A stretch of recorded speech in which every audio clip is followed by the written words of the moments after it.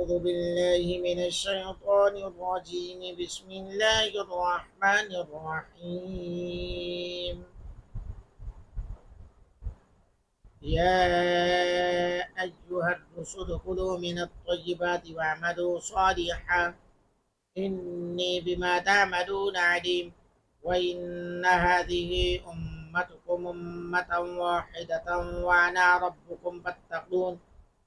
فتقطعوا أمركم بينكم زبرا كل حزب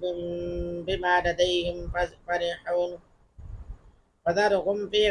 غمرتهم حتى حين أيحسبون أن ما نمدهم به من مال وبنين نسارع لهم في الخيرات بل لا يشعرون إن الذين هم من خشية ربهم مشفقون والذين هم بآيات ربهم يؤمنون والذين هم بربهم لا يشركون والذين يؤتون ما آتوا وقلوبهم وجلة أنهم إلى ربهم راجعون أولئك يسارعون في الخيرات وهم لها سابقون ولا نكلف نفسا إلا وسعها ولدينا كتاب ينطق بالحق وهم لا يظلمون بل قلوبهم في غمرة من هذا فلهم أعمال من دون ذلك هم لها عاملون حتى إذا أخذنا مترفيهم بالعذاب إذا هم يجهرون لا تجهروا اليوم إنكم منا لا تنصرون قد كانت آياتي تتلى عليكم فكنتم على أعقابكم تنكصون مستكبرين به سامرا تهجرون أفلم يتدبروا القول أم جاءهم ما لم يأت آباؤهم الأولين أم لم يعرفوا رسولهم فهم له منكرون أم يقولون به جنة بل جاءهم بالحق وأكثرهم للحق كارهون ولو اتبع الحق أهواءهم لفسدت السماوات والأرض ومن فيهن بل أتيناهم بذكرهم فهم عن ذكرهم معرضون أم تسألهم خرجا فخراج ربك خير وهو خير الرازقين وإنك لتدعوهم إلى الهدى وإنك لتدعوهم إلى صراط مستقيم وإن الذين لا يؤمنون بالآخرة عن الصراط لناكبون ولو رحمناهم وكشفنا ما بهم من ضر للجوا في طغيانهم يعمهون ولقد أخذناهم بالعذاب فما استكانوا لربهم وما يتضرعون حتى إذا فتحنا عليهم بابا ذا عذاب شديد إذا هم فيه مبلسون وهو الذي أنشأ لكم السمع والأبصار والأفئدة قليلا ما تشكرون وهو الذي ذراكم في الأرض وإليه تحشرون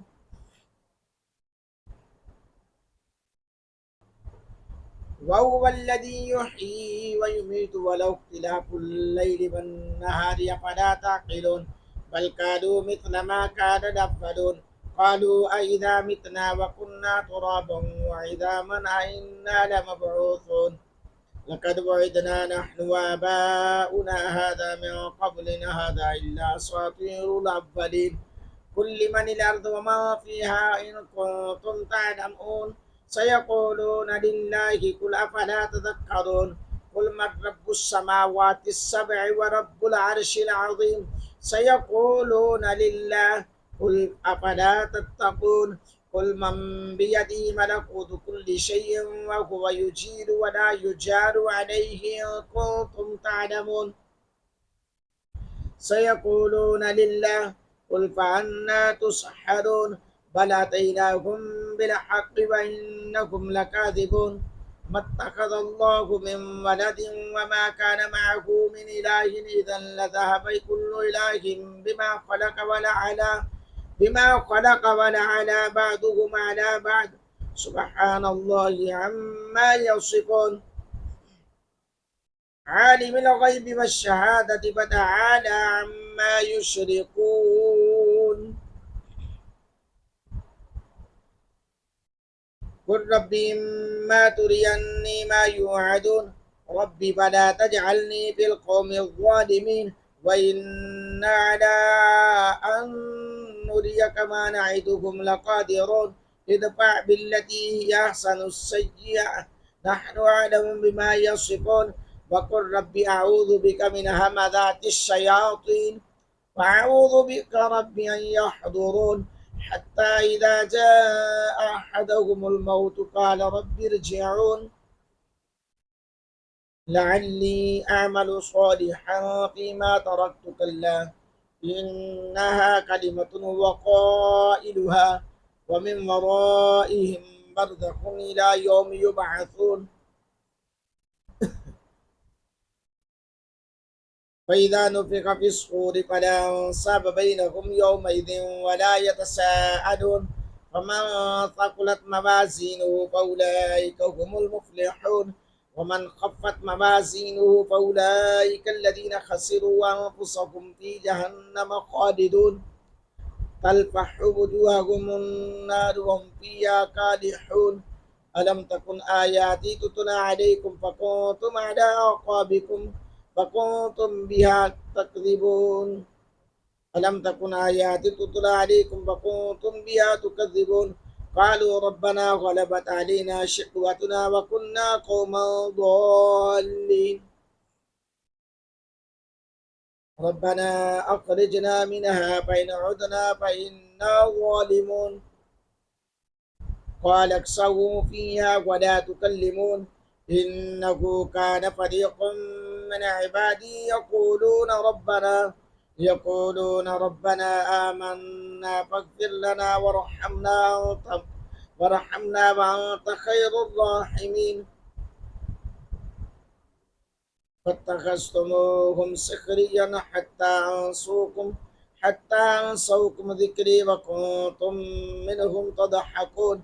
إني جزيتهم اليوم بما صبروا أنكم هم الفائزون قال كم لبثتم في الأرض عدد السنين قالوا لبثنا يوما أو بعد يوم فاسأل العادين قال إن لبثتم إلا قليلا لو أنكم كنتم تعلمون أفحسبتم أنما خلقناكم عبثا وأنكم إلينا لا ترجعون فتعالى الله الملك الحق لا إله إلا هو رب العرش الكريم ومن يدع مع الله إلها آخر لا برهان له به فإنما حسابه عند ربه إنه لا يفلح الكافرون وقل رب اغفر وارحم وأنت خير الراحمين صدق الله العظيم सूरत नूर अल्हम्दुलिल्लाह मुकम्मल हो चुकी है। सूरत मोमिनून अल्हम्दुलिल्लाह मुकम्मल हो चुकी है। इंशाअल्लाह कल सूरत नूर से आगाज करेंगे। सूरत मोमिनून पारा नंबर 18। अल्लाह के फजल करम से महबूब खुदा सल्लल्लाहु अलैहि वसल्लम की अता से मुकम्मल हुई। दुआए अल्लाह ताला मेरा पढ़ना आपका सुनना अपनी बारगाह अक़दस में कबूलियत का दर्जा अता फरमाए। अल्लाह रब्बुल आलमीन के महबूब के गुलामों, हमें कुरान को सुनना चाहिए। कुरान को पढ़ना भी इबादत है, कुरान को सुनना भी इबादत है, कुरान पाक को पढ़ाना भी इबादत है, शेयर करना भी इबादत है। आइए मेरे दोस्तों, अपने महबूब के तवस्सुल से कुरान से मोहब्बत करें। अल्लाह ताला हम सबको सआदत अता फरमाए। आमीन सुम्मा आमीन।